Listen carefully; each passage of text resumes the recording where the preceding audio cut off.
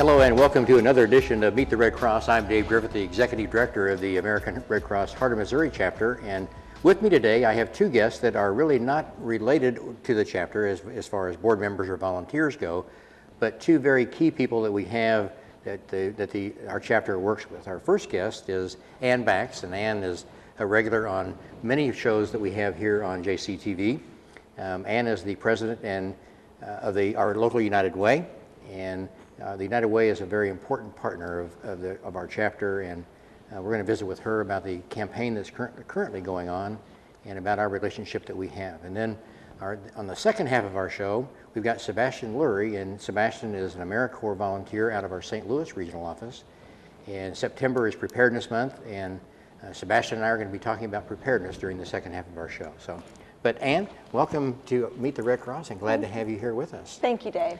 When Mike and I were talking about who our guests were going to be for this particular month, preparedness would be a natural for us to be able to do, but also being right in the middle of our United Way campaign, I felt like it's real good for our audience to know of our alliance with the United Way and how long-standing relationship that's been. But for those that have watched this show for a while, they know that I like to begin our show by learning something about our guest and kind of get to know you a little bit better. So just tell us about Ann Bax for a few minutes, if you will. Okay. Well, I'm a local Jeff City gal, born and raised here, proud to say that. Went to school at Helias, went to college at Missouri State, formerly Southwest Missouri State, and came back here. And I was in marketing and advertising. That was my degree, and got into advertising and incentives I used to be Modern Business Systems, and did that for 13 years. Then was a stay-at-home mom. I'm a mom of three. I have two boys and a girl, my husband and I, very proud. And then I stayed at home and worked part-time for our family business, and that's where I truly got into fundraising and volunteer work. I was able to do that because I was working part-time. And I grew up with that. Was very much a part of our family life. My parents really lived that, and I saw that all the time I was growing up, and so I was able to really put that into action during those years. And then the opportunity came about with the United Way, and I was blessed to get the position, and this is my 5th campaign. Well, and going very well. Thank you. Yeah. I'm like I said, very blessed. It's been a wonderful part of my life, and I've met so many incredible people, and just enjoy every day that I go to work. It's wonderful. Well, the United Way. Well, first of all, I want to thank you for your friendship, and we've been friends for quite a while. And thank you. And that really has transcended over when I came to work over at the Red Cross, and really what I found is what a key partnership that the United Way and the Red Cross share, and a lot of the mission that we have really cross lines, and how we can work with each other in agencies, and hopefully if we have enough time we'll be able to get into that. But okay. Tell us a little bit about the history of the United Way here in Jefferson City. Okay, I will. Thank you. And I want to echo, I appreciate your friendship, and our partnership is so important to the United Way. You know, the United Way is over 80 years strong in this community, and when I say community, we serve Cole, Monotone, Miller, Osage, and Southern Callaway. So those counties that we serve, we've been doing that for over 80 years. And actually Red Cross is one of our very first partners. You were one of the Red Cross, Boy Scouts, Girl Scouts, and Salvation Army were our very first partner agencies 80 plus years ago. So we've been together a long time. Obviously the partnership is stronger than ever, and you know, we're continuing to build on that partnership year after year. Well, I know and I mentioned that we are right in the throes of the campaign right now, and what all does it take as far as preparation goes to be able to come up with that campaign and to launch that? Well, we start, really our first, kind of the precursor to the campaign is what we call fund allocation process. And that starts basically in February, March, and April. Our agencies, the Red Cross and our other 27, we have 27 partner agencies, programs, and initiatives that we work with. And so all of those entities are asked to complete an application. And as you know, it's not a rubber stamp to be a United Way agency. agency year after year. It's a very rigorous process. We ask the agencies, what have you done with the dollars allocated the previous year from the United Way? What do you plan to do? What are the needs? What are the unmet needs? And how can we help you with that? And then certainly we look at the audits. All of our agencies have an audit that they have prepared, and also the 990s. So all of that information comes into our office, and we have over 70 volunteers that go through all that information, and they serve on 5 panels. And as you know, then after they've looked at all that information, they bring each agency in and ask the tough questions and make recommendations then through that process to our board. And from all of that information we gather comes up with our what we would call our campaign goal. And so then a couple months later, that ends basically, and that whole process ends about April. And then we've already begun planning for the campaign, but that helps us set our goal. Our goal this year is 1.75 million, and that's that's the culmination of all the needs of our agencies. And when we have a really great campaign, we can also put out some one-time grants, which we're really hopeful that we can do every year and meet some immediate needs. So then the campaign, we have, again, our volunteers are just instrumental in putting together not only the creative and the promotions that go into the campaign, but the collateral materials. And I mean, probably, all told, we have about 400 plus volunteers that help with the fund allocation process and all of the processes and things that go into the campaign that make the United Way tick. And so, we had an incredible marketing team that helped us put together our theme this year, which is "There's no place like home, the Wizard of Oz." And you have a scarecrow that wearing a Live United shirt out in front of your agency, and we're having a lot of fun with it. But also, it's very relevant to, "There's no place like home" is very relevant to the United Way and our agencies and what we do. Yeah, I know that there was some talk I don't know, it was earlier this year or last year about adding additional agencies. Yes. What kind of process do you go through when you look at that, and how do we make that happen?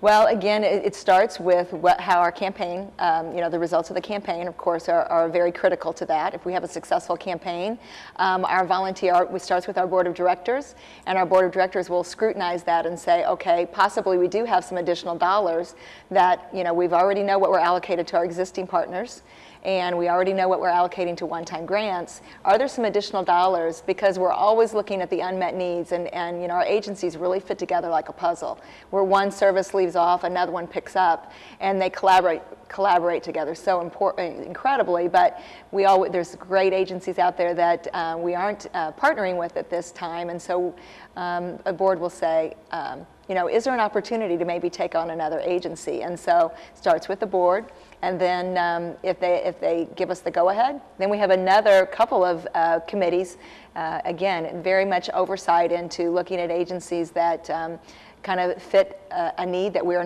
maybe not addressing the way we'd like to as a United Way network. And then look at how we could possibly partner with those agencies. I know a couple of years ago, the community impact model that Columbia adopted with their United Way, I think there was some confusion in our community as to what we were going to do. The Red Cross, along with the Boy Scouts and Girl Scouts, were not funded through them any longer. You found that model just doesn't apply here, or doesn't work real well here, or what decisions were made around that? Well, we have the community impact model. I think across the network of United Ways in the United States, there's 1,200 United Ways, and each one is totally independent of the other, and each one is run by a local board. And our board, we feel like the community has spoken. We look at what the needs are, the unmet needs, and we are partnering with agencies such as yours and those other 26 that I talked about. And so we feel like the way that it is going for us, that it seems that it's working. The community is responding positively to our campaigns. We can always do a better job. We can always do more. We always want to do more. But, it's kind of like we feel like with successful campaigns, with the positive feedback of our community and our agencies, if it's working and we feel like it is, we're going to continue down that road. But certainly we're always looking for ways to do more and do better for the community. Absolutely. You mentioned the goal of 1.75 million. How do you arrive at what that dollar amount is going to be?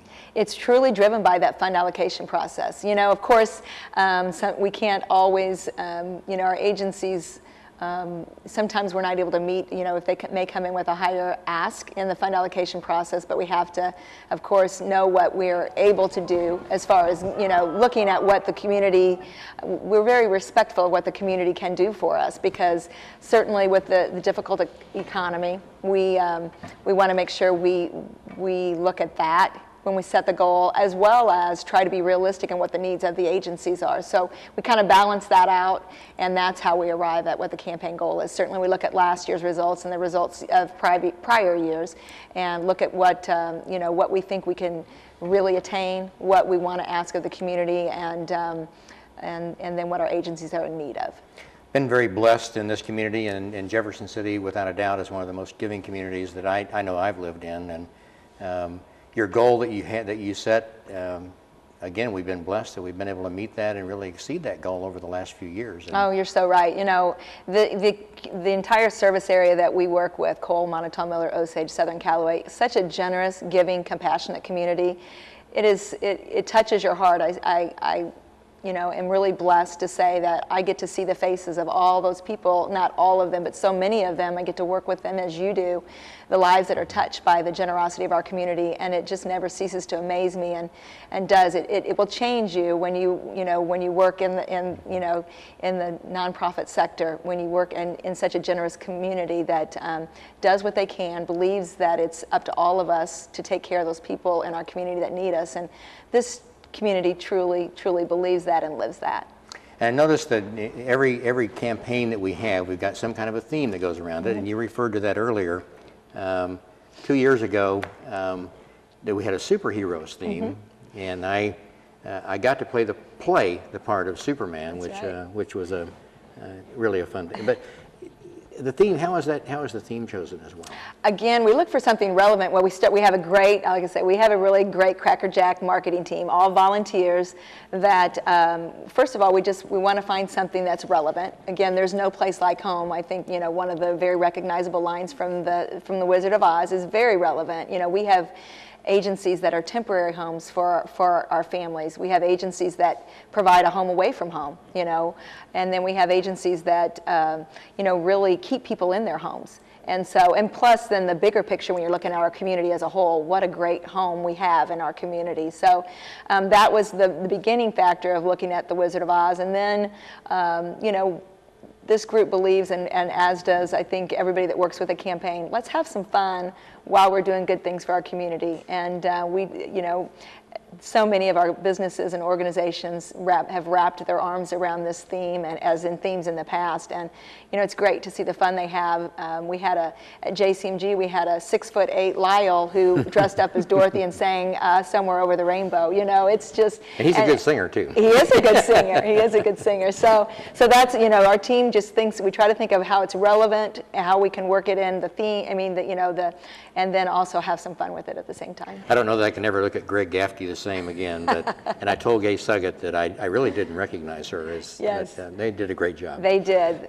We're running out of time, but I do want to ask one more question. The campaign runs through October the 15th, and after the campaign has finished, the decision on how to allocate those funds, how is that done? Actually, that decision was already made through the fund allocation process. So we know what our obligations are to Red Cross and all the other agencies. That's determined, in that precursor of the fund allocation process. So we have that, and so with a successful campaign, then we'll be able to be able to give all those dollars that have been, promised through the allocation process. And we are very hopeful that we never have to come out to the agencies and say that we didn't raise the dollars we need to. But again, thanks to this incredible community, we've not had to do that. And our hope is we're going to be so successful that then we can look at a one-time grant process. Again, last year we were able to give out, I think it was about 16 one-time grants, and the prior year was even a little bit more than that to not only our partner agencies, but some other agencies very well deserving in the community. Well, we certainly are supporting the United Way during your campaign and doing everything we can to make it a successful campaign. And I really encourage all of you out there as well that if your place of business, if you are a United Way agency or give to United Way agencies, I encourage you to fill out the card. If you don't, give our United Way office a call here in Jefferson City, and they can help you through that process so that you can also give and live united with us here in Jefferson City and in those counties that we serve. Ann, thank you so much for being with us here. It's a blessing to all of us. And you to us. And thank you for your partnership. We so appreciate and are grateful for what the Red Cross does in our community, and proud to be partner. All right, well, thank you. Okay. Well, stay right with us. We'll be right back after this short break with Sebastion Lury. He is going to talk with us about Preparedness Month.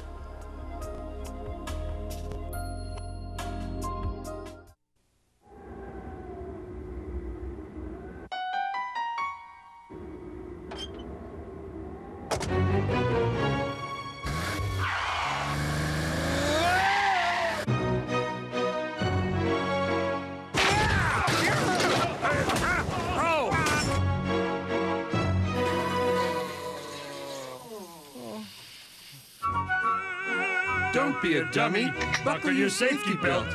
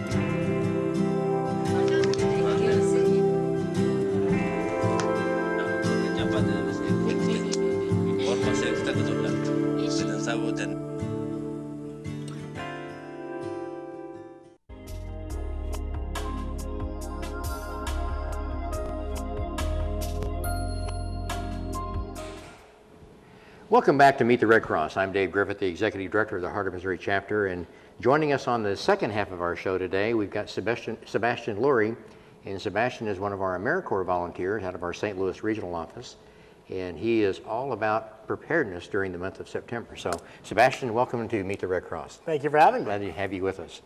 Well, as you heard when I was talking with Ann, one of the things that I like to do with all of my guests is really kind of get to know you a little bit better and have our audience get to know you. So tell us a little bit about Sebastion Lury. Sure. So I was born and raised in Vermont, right on the border of New Hampshire.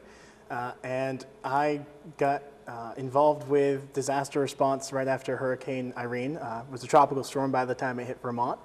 But all the damage that we had, all the flooding, I was able to get involved and do some response and recovery, cleaning up some rivers and trying to get some of that debris cleaned up. And it was not a great task that anybody wants to do, but it was a lot of fulfilling work for me. And so I got the bug there, and through college I had heard of AmeriCorps and obviously knew about the Red Cross through TV and having been a lifeguard as a teen. So just found a way to partner the two together and moved to St. Louis about a year ago to help out as best I could.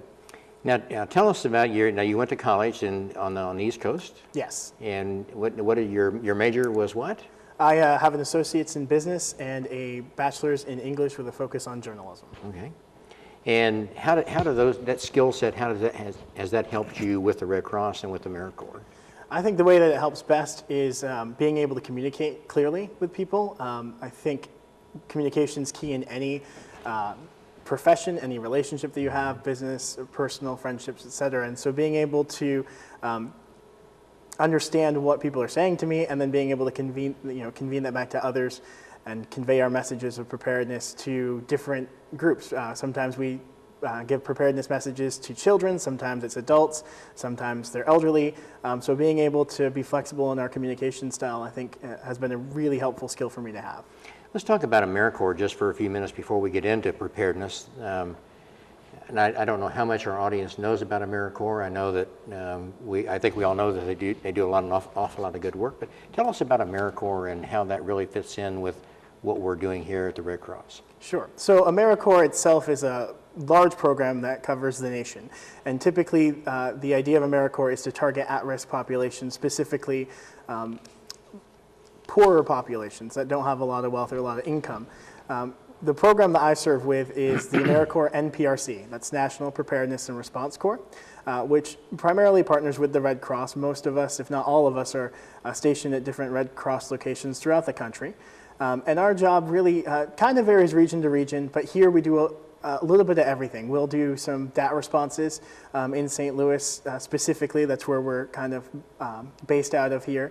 But we'll come over here for different presentations like our Pillowcase project, which is a pilot program we're doing right now to several targeted schools. We're doing canvassing events throughout our region that covers, at the moment, 66 counties between Missouri and parts of Illinois. And so our version of AmeriCorps does a little bit of everything with the Red Cross.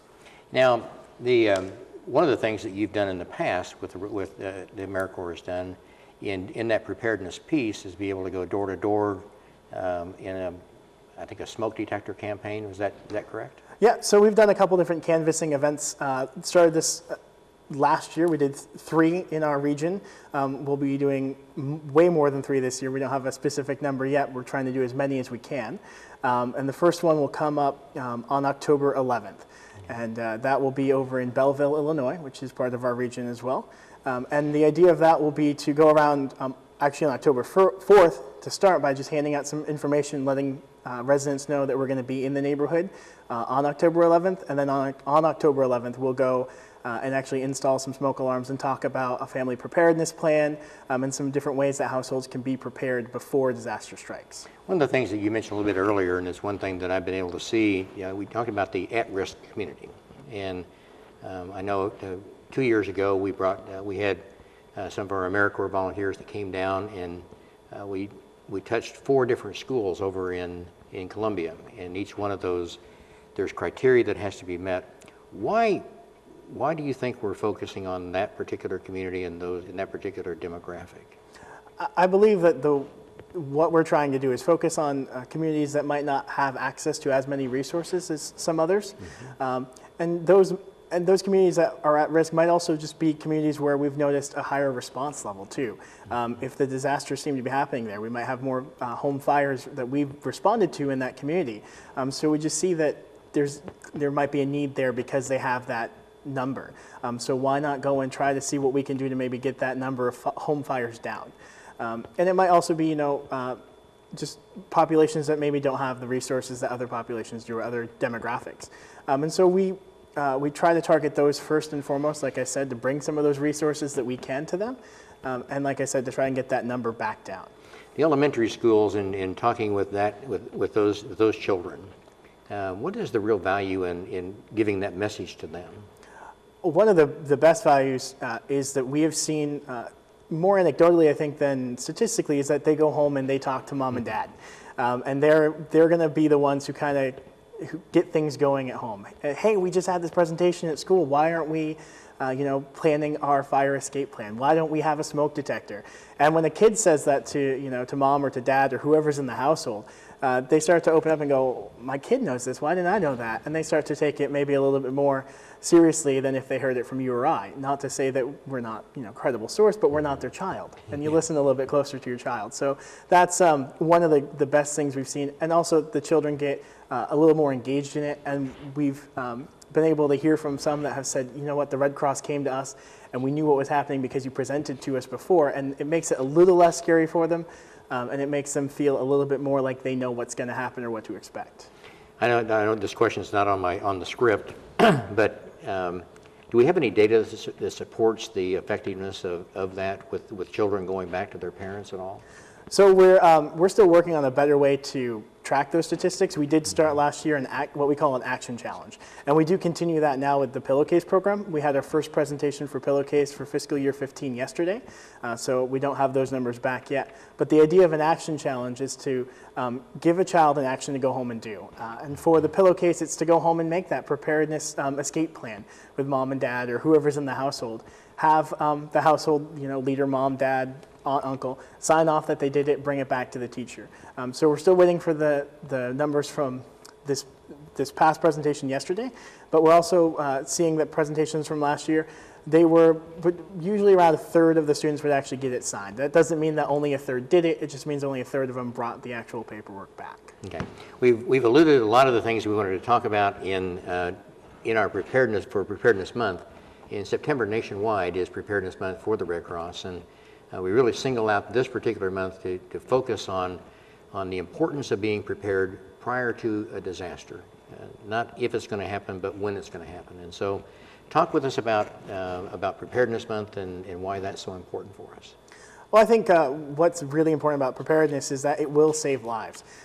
It'll save lives, and secondary to saving lives, it actually saves money too. If you're prepared for a disaster, you're far less likely to spend as much money after the disaster in the response and recovery phase. So we encourage people to make their kits, make their plans, and have an idea in place of what they're going to do in case something happens. That way they're not scrambling afterward. Okay. Let's talk about, first off, let's talk about making our plan. What are the first steps that a family needs to do in order to make their plan? The biggest thing we encourage is that the family sits down and does it as a family, as a household. Get everybody involved.